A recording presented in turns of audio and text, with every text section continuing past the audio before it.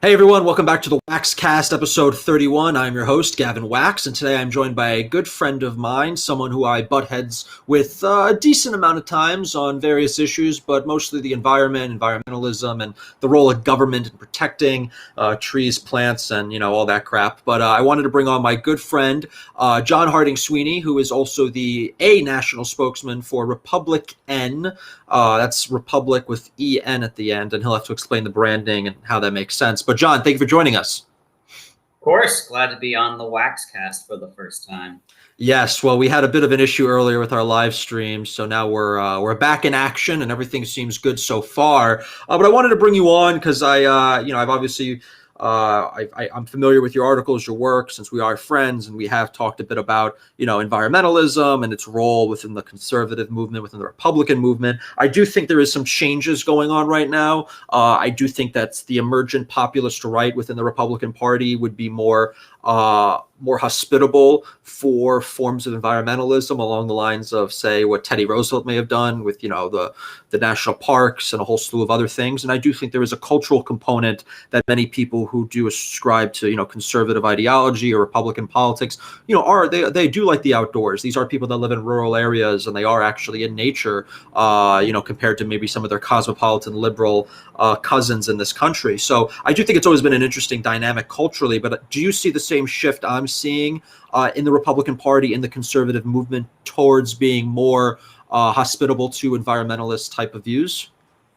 Yeah, I definitely see a shift happening, and it's a shift that we obviously welcome on what we call the eco-right. It's an issue. Climate change and global warming is an issue that we've been talking about for several years now, and it's been mostly associated with the left and Democrats, and traditionally not a Republican issue. But I think as more people start to see the effects of climate change and extreme weather events actually coming to their backyards, you see more Republican voters starting to wake up to the issue and think that it's worthy of addressing at the federal level. The questions are what solutions are appropriate and the best ones to tackle this problem. And that's where you get these differences between the eco-right and call it the eco-left.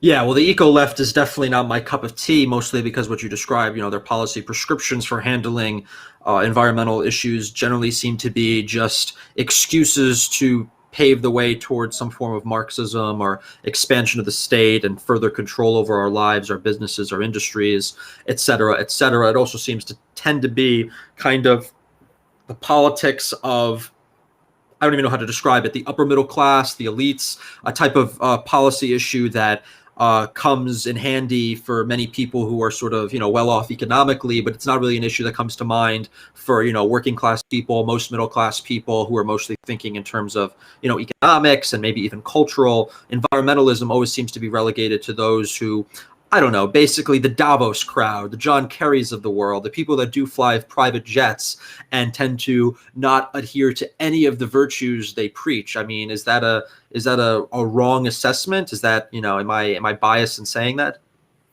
No, I think what you're saying is what a lot of people see, which is there's some hypocrisy, and then there's also I think there's a lot of disingenuity on the left when it comes to the environment. Sometimes, like, there's several disingenuous elements that are embedded within that environmental left movement that I think turns a lot of Republicans off. And it's a well-known phenomenon in capitalism and markets that when you have a monopoly, consumer choices and just overall quality deteriorates.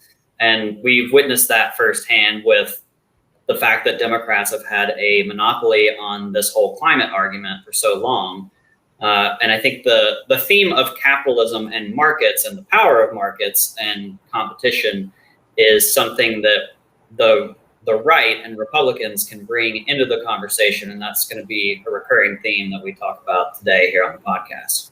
Yeah, absolutely. And, I always remember hearing about, the Milton Friedman view of things where, the environment is always taken care of in places where it had strong private property rights, because if it's your own property, you have an incentive to take care of it. And generally speaking, I was always supportive of ideas that expanded private property rights to the air or to the water or things like that. So there is some sort of way to measure. There is some sort of way to create liability for pollution and things like that. I always found that those were interesting solutions that worked within existing legal frameworks, existing property structures that could simply be improved upon rather than creating, whole new regulatory bodies and tons of new legislation that was mostly designed pretty much to cripple industry and business. But one interesting... By the way, also a very good argument against socialism. Like if you look back at some of the most socialist regimes like Soviet Russia, terrible environmental record because they didn't have these private property rights. And it's so ironic that you have so many socialist elements in the environmental left today that are saying that socialism is somehow a solution to climate change. And that it couldn't be further from the truth. Like that, socialism has a terrible track record when it comes to the environment. Yeah, even today, even in corporatist China or quasi-communist, quasi-corporatist China, I mean, some of the worst, quantitative metrics for pollution, for the environment, for their damage to the ecosystem. I mean, and that's because they have very little regard for private property. Yeah, absolutely.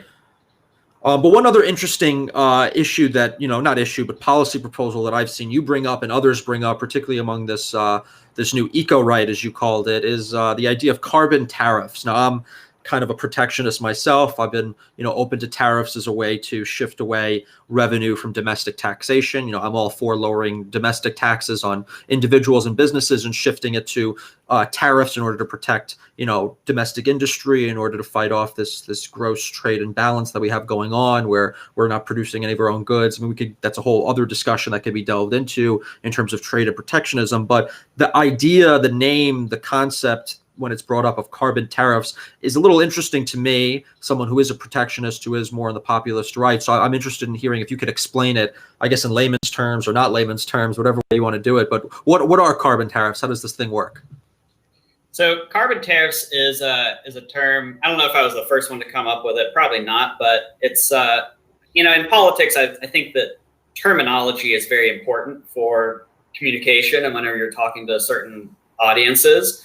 And one of the things that we get tripped up on a lot in the environmental movement, just broadly, is the lexicon and using wonky policy terms that don't connect with average, everyday people. I think there's a big disconnect with the environmental movement in terms of like, how does this relate to my personal life? How can this make my life better if we do these measures to combat climate change? And like, is it going to take away more than it gives back? So there's a lot of, I think there are a lot of communication disconnects that we need to bridge. But one of the disconnects that I was trying to bridge here with the idea of carbon tariffs is one of the primary solutions that Republican and many other eco-right organizations advocate to combat climate change is a carbon tax, or carbon pricing, whatever you want to call it.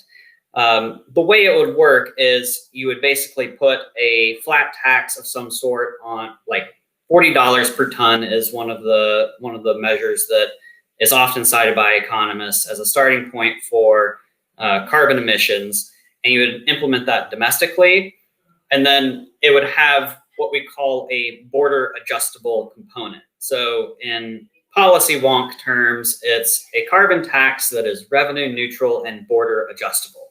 And when you say those words, most people just hear the word tax and they go, eh, especially conservatives, like, no, I just heard tax and I don't know what any of those other words necessarily mean. The border adjustable part is really the key, I think, to why a carbon tax works better than a Green New Deal. And that's what the eco-right is all about, is how do we come up with a solution that is market-based, doesn't involve a huge government takeover of the economy or socialism, or some overreach. Like if you look at the Green New Deal, it's mostly based on regulation, government mandates, lots of spending, and just new rules. It would create this Gordian knot of regulation and red tape, and it would probably crush the economy in the process. Conservatives think that there's a better way to do this by putting markets in charge.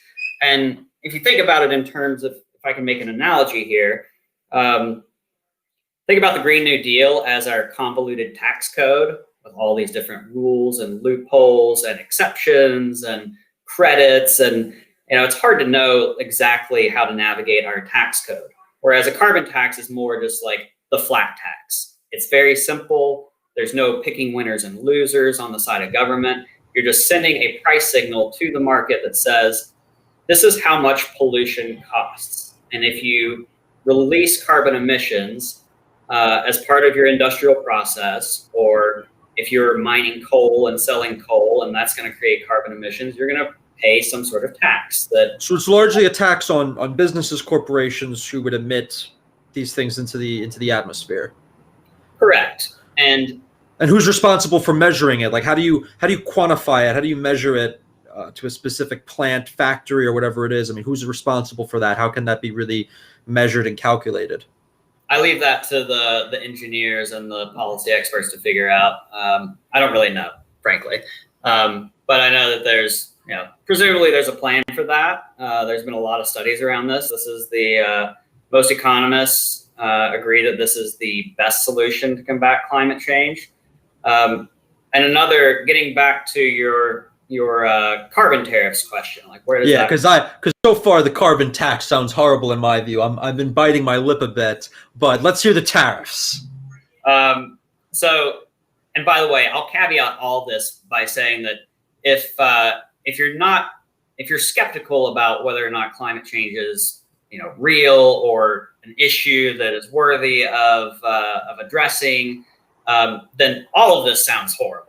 Like, why would you ever do this if this wasn't a serious problem? I'm in that camp. I'm definitely in that camp. But I do like a good debate, and I do like a good discussion. I'm always open to hearing, opposing views. I'm not trying to be, closed-minded here. But I would, if someone said, do I support protecting the environment? Yes. I think the national parks are a great thing. I think preserving, the beauty of this country, much of which is natural beauty that we are, we've been gifted with. I think that is something that we should do. I think that's a good aspiration.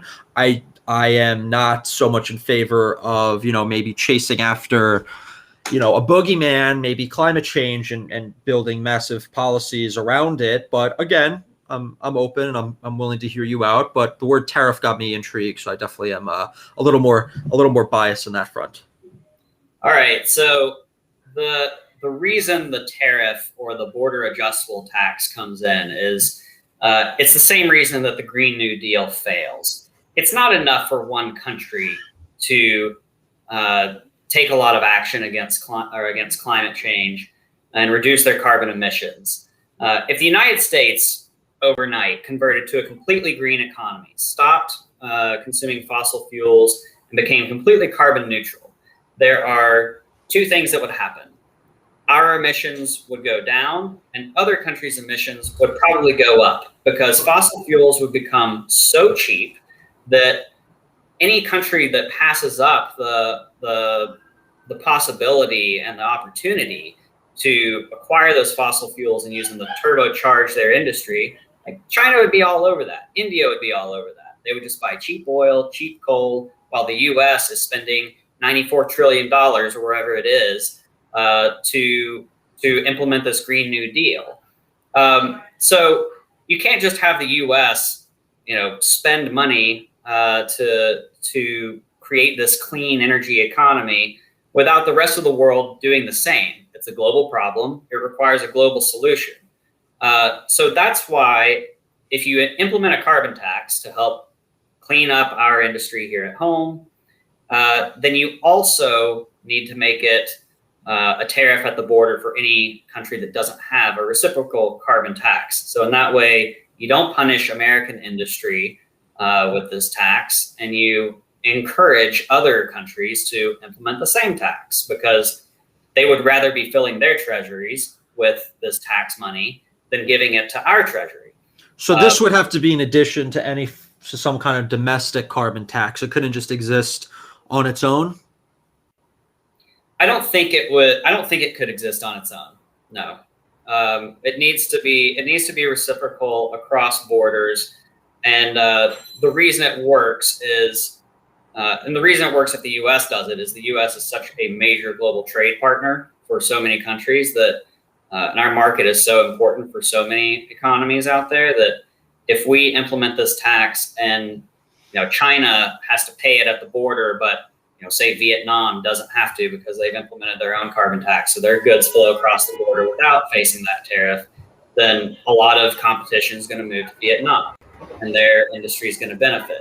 Sure. I mean, I think our market is definitely shrinking. I mean, a lot of these massive corporations seem to be bending over backwards to the CCP and to China's demands, mostly because they have this billion-plus person market. I mean, you look at what the NBA is doing. You look at what other, corporate interests are doing. I know Hollywood, Disney. Every time they want to censor something in Mulan or whatever the hell it is, they're bending over backwards because China is really becoming, whether we want to admit it or not, that the key market. And if they're not going to play ball with this carbon tax policy, then it seems like it's only going to hamstring us because we have the domestic taxation through these carbon taxes on whatever's left of our industrial base, and now we're adding on top of it this carbon tariff, which I'm also curious what the enforcement mechanism is. Like, we're measuring a plant in China or Wuhan or something, and whatever is produced out of that factory is taxed. So if they make a trinket in Wuhan and that trinket comes out of a factory that releases this amount of carbon, there's a tax applied to that trinket. Am I getting it right? Yeah, that's roughly right. I mean, I don't know exactly how you would make sure that there's no cheating, which is what you're alluding to, and that China is actually enforcing their carbon tax to the letter in the same way that we are. I'd be fine with selling tariffs to people if we base the rates on carbon emission from whatever country. I mean, I don't care what because I know most of those tariffs are going to be leveled on China anyway. So I think it's almost like a good, it's a good marketing gimmick almost to be like, oh, no, these are green tariffs. That's how we get liberal Dems on board, because we're taxing, high polluting Chinese, industrial centers, and that wins over, a blue collar voter in Pennsylvania, but maybe it'll win over, a Brooklyn, hipster drinking mocha or something. Well, there are a lot of liberal Democrats that think a carbon tax is just not a good enough gesture because they don't believe in the power of markets to actually solve problems. Oh, they're insane. They're insane. I think it's way too much. And if they're thinking it's not enough, they're out of their minds. But okay. Yeah. So this is considered a weak solution by many liberal circles, and it's considered a too liberal solution in many conservative circles. So it is a very lovely hill to defend here in the political landscape. But listen, let's talk about China for a minute, because I think China is also at the very crux of this whole thing. Because if you think about this from think about climate from just a nationalist standpoint, we know, look at the science. There's enough evidence to show that carbon dioxide is a greenhouse gas and it warms the planet. Right now, China is emitting more and more of it every year. Since the mid-2000s, U.S. carbon emissions have been level or declining, whereas China's have doubled. And they continue to go up. And as part of their Belt and Road Initiative, China is building coal plants all over the world. They're building them all over Africa, all over developing Asia, in South America. And these are dirty, primitive coal plants that emit tons of carbon dioxide. And we're just kind of giving them a pass on that. And they're using this to peddle influence around the world at the detriment of the U.S. Well, that's the hypocrisy of the eco left, is that they're so worried about strangling what's left of coal and all these various industries in this country, many of which have bent over backwards, to reinvent themselves, to implement and to self-regulate, to implement various things to curb their pollution and to self-regulate themselves. They're so hell-bent on destroying those industries, mostly because it seems that those industries employ people that they can't stand, that they view as deplorables, the coal miners, the oil rig workers, all these blue-collar, unwashed masses, so to speak, in middle America. They're so hell-bent on crushing that economy. I mean, we just saw it recently with the Keystone Pipeline decision. But like you're saying, you have, China, which is essentially, peddling influence in our own Congress with our own politicians and globally with the Belt and Road Initiative. And they're basically like, oh, what are we going to do? What are we going to do? Yeah, well, we shouldn't just let them get away with that. I mean, there is like I said, I think there's a nationalist argument for how do you stop China from doing these things? Right.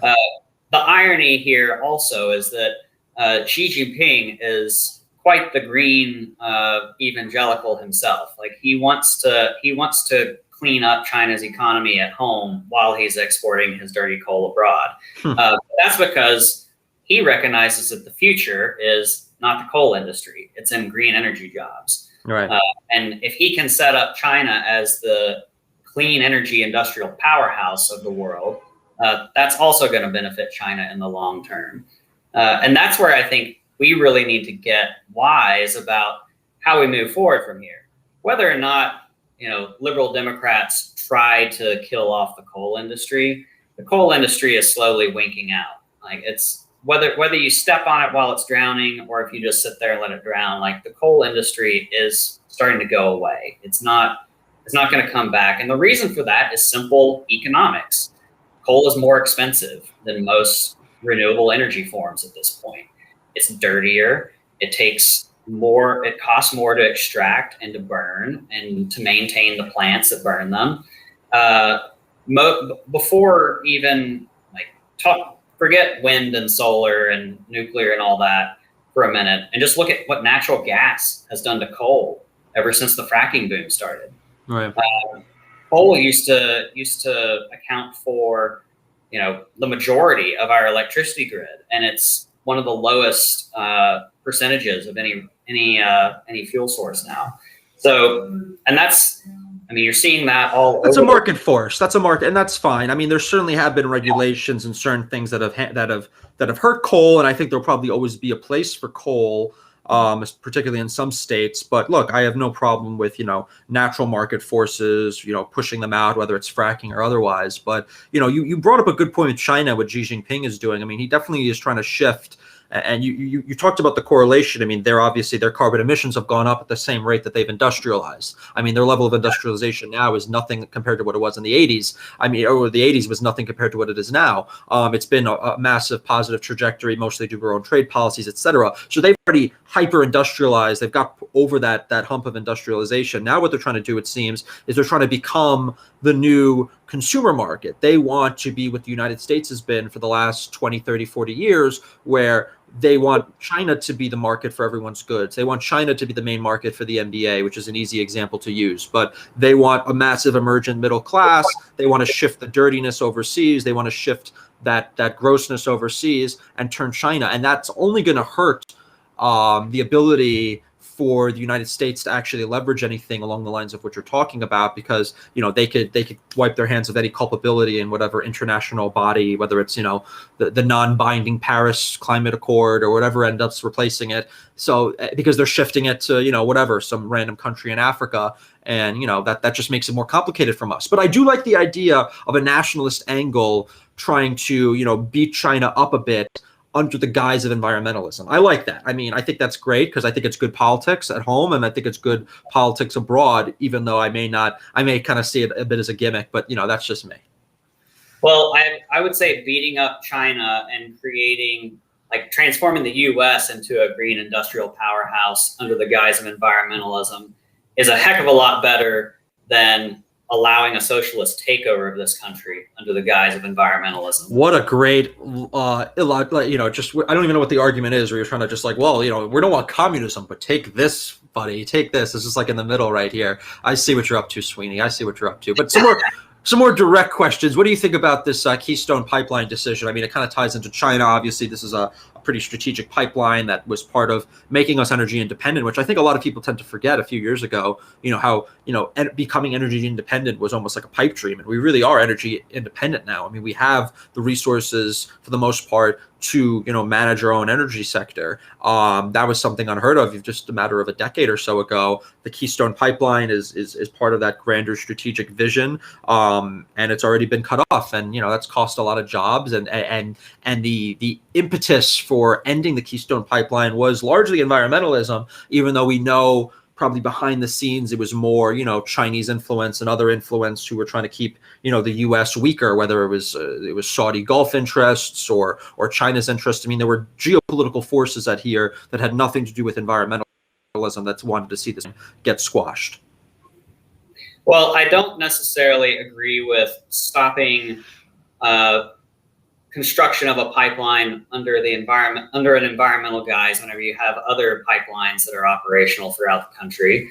I think government needs to be a fair arbiter of trade and business, and government needs to keep its word. Whenever it green lights a project, the project should go ahead, and it shouldn't be, businesses shouldn't have to adjust by the shifting winds of politics in Washington, D.C. If they decide that they're going to allocate capital and invest and create jobs, government needs to step out of the way and let them do that. In my mind, this was a decision that had already been made, and government should have abided by it. I don't agree with the Biden administration's decision to cancel the pipeline.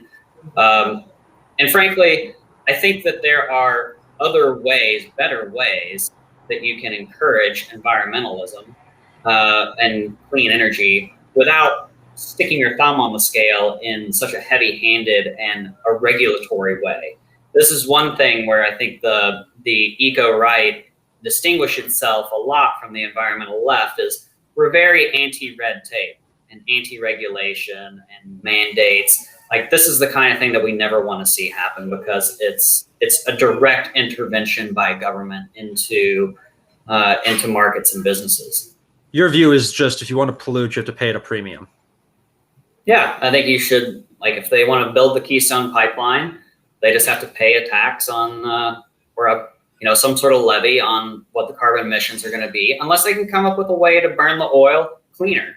And that's the reason why conservatives on the eco-right like the idea of a carbon tax so much, is because we have a lot of faith in American capitalism and American businesses and the innovation and inventiveness of our people to come up with new ways to do things that are cleaner and produce fewer carbon emissions. I mean, the devil advocate in me would push back and say, well, that's all well and good, but in the short term, you're just encouraging offshoring. That same plant is just going to be built abroad. That same pipeline will be built abroad. That factory that you thought would, retweak something to cut back on their emissions would just move abroad. It's just going to, accelerate the offshoring phenomenon that we've seen. And because we do live in a global kind of environment and marketplace, it's easy for them to do, and that's maybe where, there may be some synergy with the right, because the populist right, because, they want to put other policies in that have nothing to do with environmentalism, but to stop that sort of, that globalist trajectory, that sort of free flow of capital over borders with absolute free trade and very little in terms of, borders in general. Maybe that could be some kind of a common ground to bring the two forces together, because I think you can't just do, because your idea of a carbon tariff at the end of the day was a mechanism to fix any shortfalls with just a domestic carbon tax, because, as you mentioned, the global economy, it's not going to really solve the issues. It's just going to shift, the geography of where these emissions are coming from. It's not going to really end the total emission, so to speak. Well, and there's a theory that if the U.S. were to lead on this and implement a domestic carbon tax, there are many other developed countries that would immediately follow suit. Canada, our next door neighbor, being one. I wouldn't call them developed. Debatable, I guess. The European Union, Japan, Australia, although Australia has its own reasons for not wanting to do that. They rely a lot on coal exports to China. But we think that there would be a lot of developed countries that have more advanced industries that are tougher to offshore, that have advanced manufacturing processes, that would reciprocate some kind of carbon tax. And then you create this whole developed market trade bloc that is more powerful than just the United States standing alone. I mean, if the ideal way to do this would be to do it in sync with a lot of our allies. Yeah, I mean, a lot of those nations, they have their flaws, and they're also engaging in destructive policies, whether it's the EU or Canada, et cetera. I know Justin Trudeau is having a lot of issues with these Western provinces, and his crackdown on the Alberta oil industry, et cetera, fracking, whatever it is. So I mean, I think there's a lot of dynamics that are at play domestically that are at play in many of these countries that I think could both stop that and and make just, it also just seem to be like a suicide pact. Again, I'm pushing back here. It seems like a suicide pact with these Western nations. Huh? Do you have to make that dark of an analogy? Well, it just seems like, we're all gonna tax our own industries, just stick it to the Chinese, and the Chinese are just going to be like laughing and be like, all right, you idiots do that, and we'll keep building and you keep buying, and the system goes on. I mean, yeah, you could bring on the EU and Canada and whoever, but I don't think it's enough. And I obviously I'm not sold on the baseline idea. I'm just talking about these additional ideas on top of it. But I mean, before we get too much in the weeds on this, I mean, I'm also curious, the eco right, some other major kind of environmental energy issues, whether it's fracking or, well, let's start with fracking. Fracking is a big one because he also had the fracking ban. We're not going to ban fracking. We're not going to ban fracking. Then he ends up banning fracking. That's huge in Pennsylvania. That's huge in a lot of these states. I've been to the southern tier in New York, and it's right over the border from PA, and it's like these desolate ghost towns. They're completely bankrupt, they're abandoned, they have nothing going on. And then you cross over into the Pennsylvania side of the tier, and it's fantastic. Everything is going well. It's like a boom economy. Fracking is allowed, and things are doing pretty well there. So I mean, what do you say to these people, and what does the eco right say about fracking? Well, I can't speak for the whole eco right here because, like many political tribes in America, it's messy, full of lots of different coalitions, and I'm sure different people believe different things. But at its core, the eco right, at least a Republican, believes that government has a very poor track record of picking winners and losers. We don't think that there should be any regulation that or heavy-handed government approach towards cleaning up our industry. So I'm actually personally a big proponent of fracking. I think that the fracking boom has been great for American energy and our energy independence. It has been a large contributor to the swelling of natural gas as a power source. One of the major replacements for all the dirty coal that we talked about earlier has been natural gas. One of the reasons we have so much natural gas is because of fracking. So from my perspective, fracking has been amazing for the environment. Natural gas is a less dirty energy source than coal. It releases fewer carbon emissions. So I think fracking is great, and I'm very pro fracking. I don't think we should be banning it. Well, that's interesting. I wasn't expecting that. I guess you are certainly the minority of this minority. So you're really you're pushing niche territory here. But I mean, I think you're right. I mean, I think that there's a lot of people who are up in arms about fracking, but they don't seem to look at the bigger picture like you do and see marginal gains. I mean, if you are worried about the environment, would you rather come from coal or would you rather come from natural gas? I mean, there's no such thing as utopia. You're not going to get what you want overnight, but you are making marginal gains in the right direction. But you'll never get there if you put these arbitrary bans on fracking and whatever else, which is stuff that some states like New York have done, and it's been very detrimental to our economy, and it hasn't really done anything to certainly improve the environment. I mean, what about some other issues about alternative sources of energy? I mean, is there anything on the horizon that interests you, that gets you excited in terms of energy? I mean, whether it's nuclear or solar, etc. Nuclear.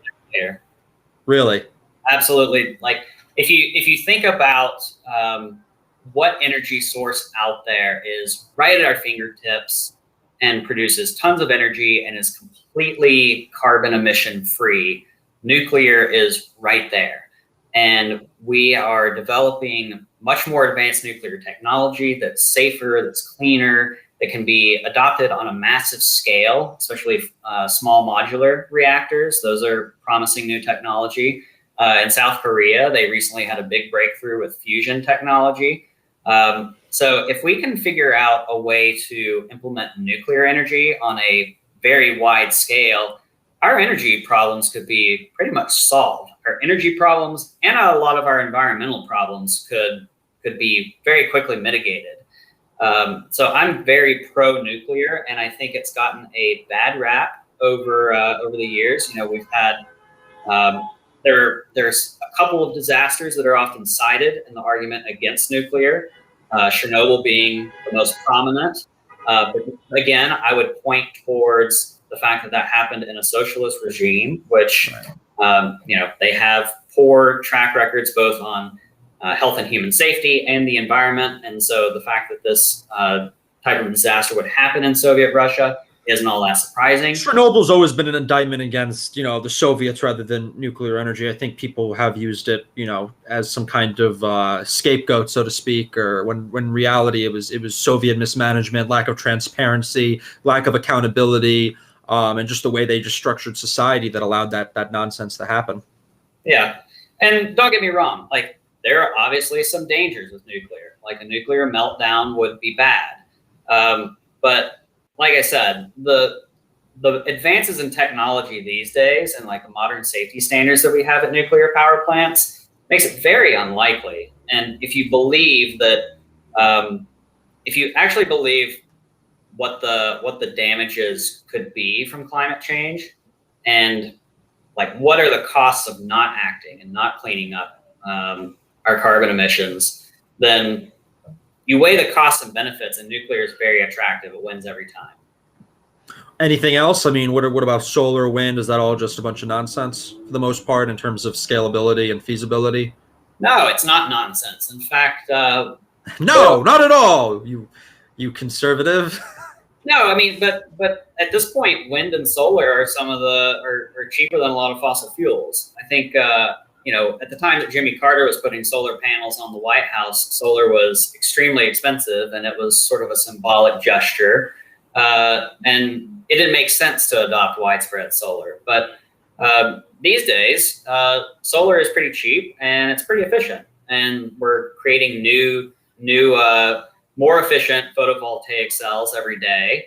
And the sun is all around us, so it's a good energy source if we can harness it well. Don't have to burn anything; just take it from the sunlight. Windmills are an interesting one, and you're going to like this, Gavin, because one of the I think windmills, especially offshore windmills, stay with me, could be a very promising energy source. Offshore, the wind is much stronger than it is onshore, and some of the most sought after offshore windmill projects have been naturally on the coasts and in blue states. There was a famous windmill project off the coast of Massachusetts. Right, I remember this, yeah. And guess who scuttled that one? Kennedy, right? Well, Kennedy and a bunch of coastal liberals who didn't want their views obscured of the Nantucket Sound and right. But that's the type of, like, if they had built that, it would have met like 20% of Massachusetts' energy needs. Wow. And allow it to go forward. And windmills, I mean, they can be like, you can build a lot of them. They're very environmentally friendly. There's misinformation out there about how many birds they kill, but they don't really, like, buildings and cities kill way more birds than windmills. Bridges across seawater kill more birds than windmills do. Well, speaking of killing, sea life, I mean, the whole plastic ban, plastic straw ban, I mean, there tends to be a lot of ridiculous policies that seem like a lot more like virtue signaling. I mean, here in New York, I can't even get a plastic bag from a store anymore. You can't get a plastic straw. I mean, you talk about regulations. I mean, these are some kind of ridiculous regulations that I'm struggling to see, are really beneficial. I mean, plastic is still around. It's not going to really make a dent in plastic use. I mean, you can recycle plastic. I'm all for if you want to recycle it, but just wholesale banning of things seems a bit ridiculous, don't you think? Yeah, I mean, I'm always more in favor of letting the market decide. And if you can, I think, and in some ways, I think the market is deciding, because there are a lot of companies that are implementing the plastic straw bans themselves and moving to different straws that, they're doing it because they suck. Those straws suck. They suck. This, Sweeney. The straws do suck. And I guess my problem with gestures like that is that because the straws suck so much, they just turn people off of the whole, like, environmental movement to begin with. Like, let's take it's just like a movement of nuisances. That's what it seems to be coming, and it's not. I mean, speaking for you guys, it doesn't seem to be good for promoting your ideals. Well, and it's it's something that's very personal. It goes in your mouth. Like, why would you start with that as like the gateway drug to recycling, environmentalism? Like, you don't want to start with something that people put in their mouth and they feel the texture of this cardboard straw disintegrating, and they think that, or they have that happen to them, and they say, "Ooh, I hate these environmentalists." Like, why would you start there? It's a tactical error that I think plagues the environmental left. They continue to score these own goals against themselves. It just pits a lot of conservative Americans against them. Or just moderate and non-affiliated Americans. I think the conservatives have their minds made up, but the regular Joe Schmo who's not really paying attention, now all of a sudden he can't get his groceries in a plastic bag, and he's walking around with these brown paper bags. Everything's ripping and his straw is disintegrating in his mouth. He's probably thinking, this is ridiculous. This is stupid. This is not improving anyone's life. This is just to make some coastal elites feel better about themselves, to pass some stupid feel-good laws that have no real tangible benefits. Same thing with the fur ban. I know they banned the fur. I mean, this is more, animal rights, I guess, but I guess it ties into it. I mean, they've done a lot of these ridiculous policies here in New York, and they all just seem to be just sort of just ways to create more nuisances rather than actually solve any tangible problems. Well, I think that's one of my biggest complaints about the environmental left, and why I'm drawn to the eco right rather than the environmental left, is I think they spend a lot of time on issues that aren't directly related to just the core issue, which is how do we reduce human carbon emissions? And they interpose different issues like racial justice and social equality, things that let's say that those are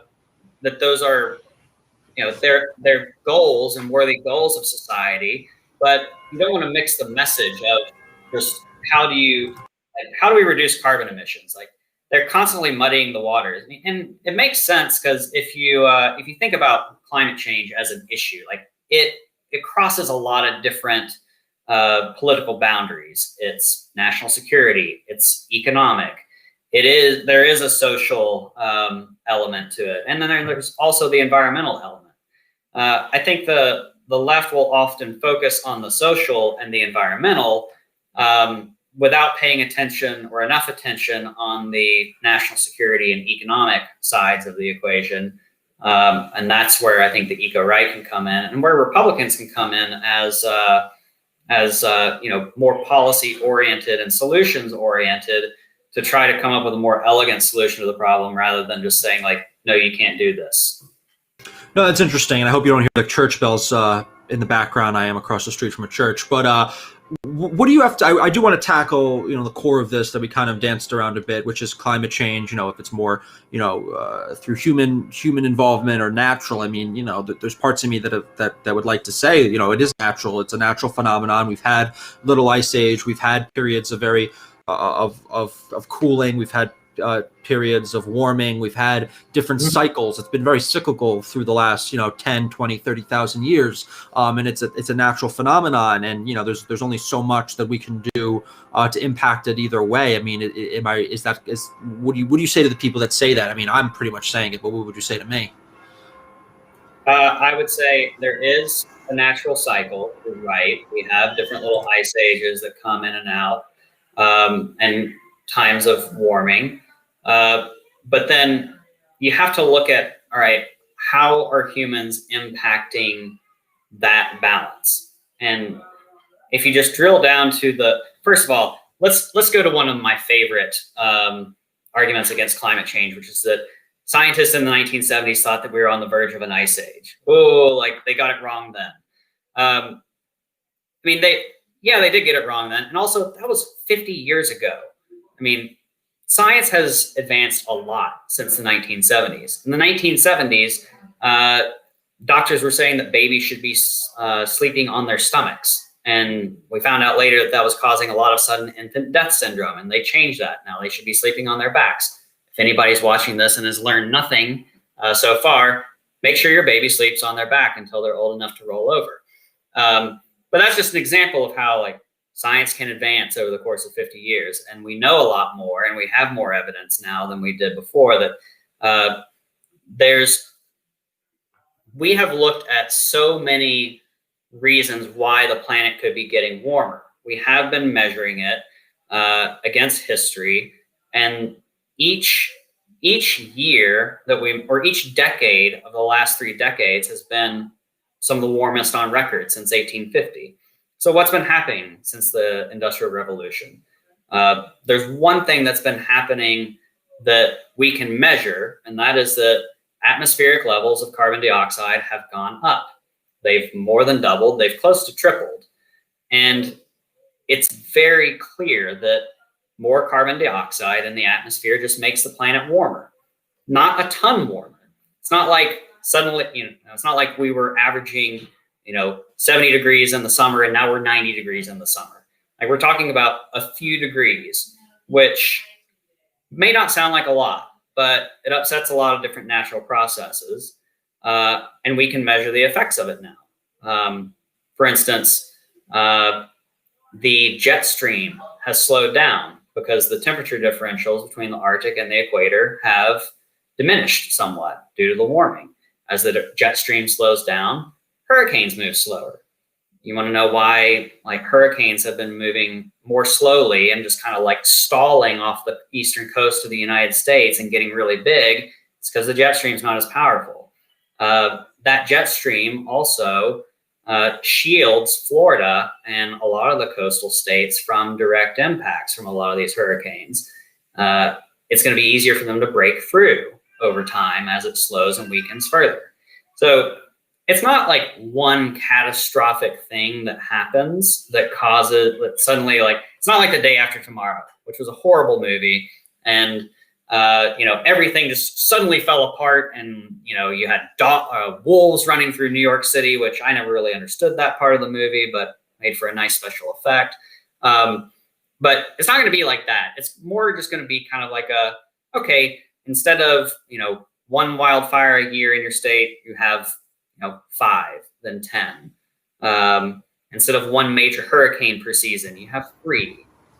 Instead of, 10 days of flooding out of the year, you have 20, 30.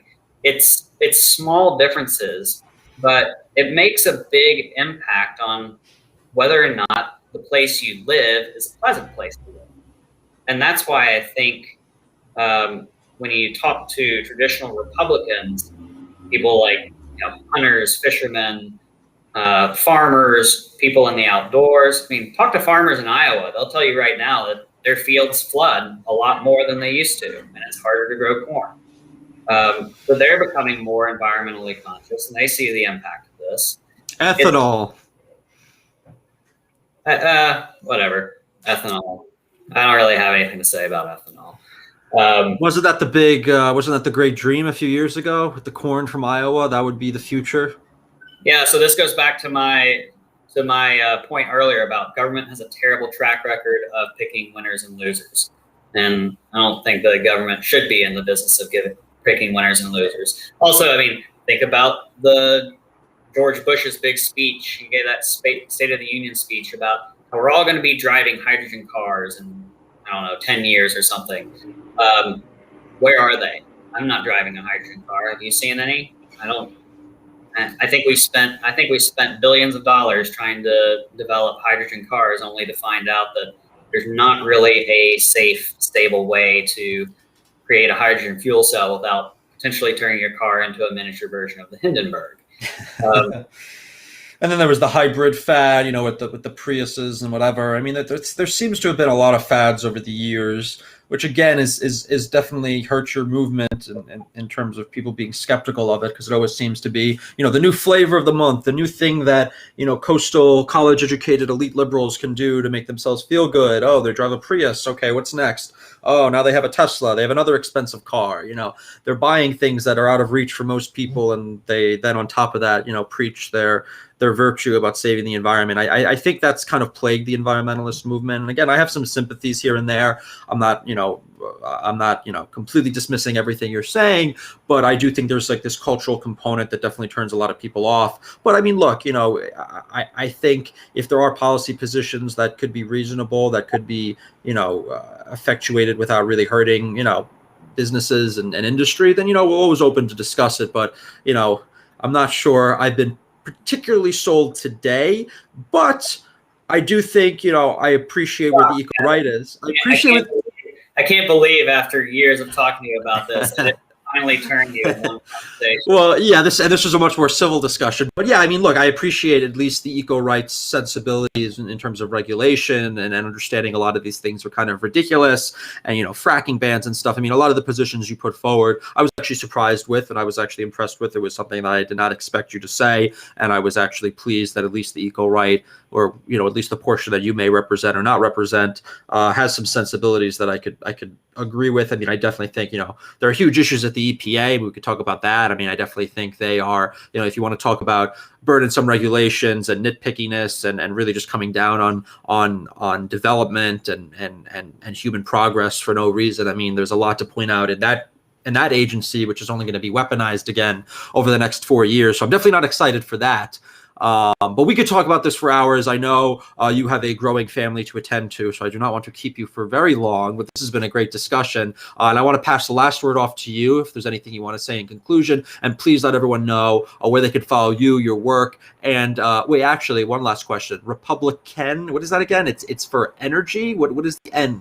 The official name of the nonprofit is the Energy and Enterprise Initiative.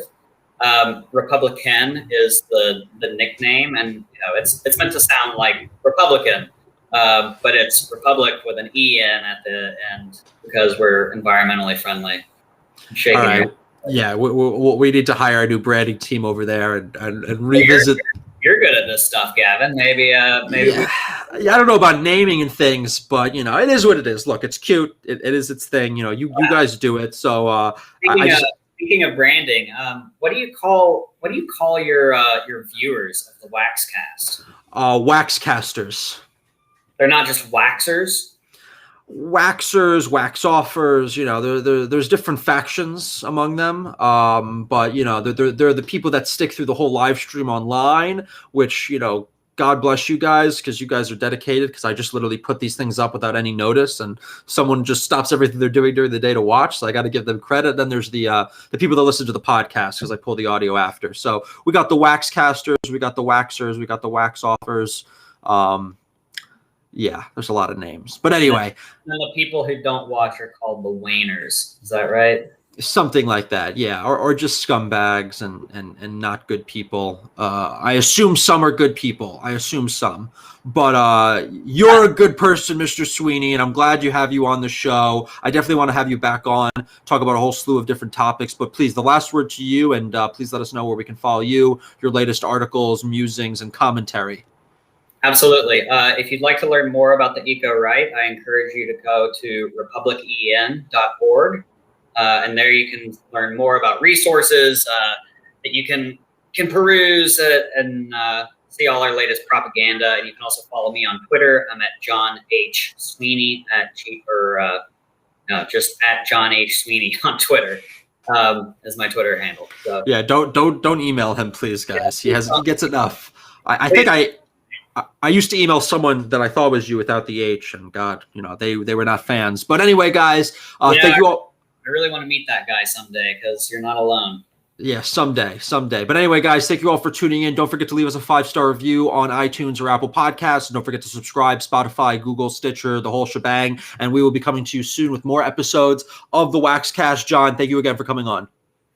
Thank you. Nice to see you.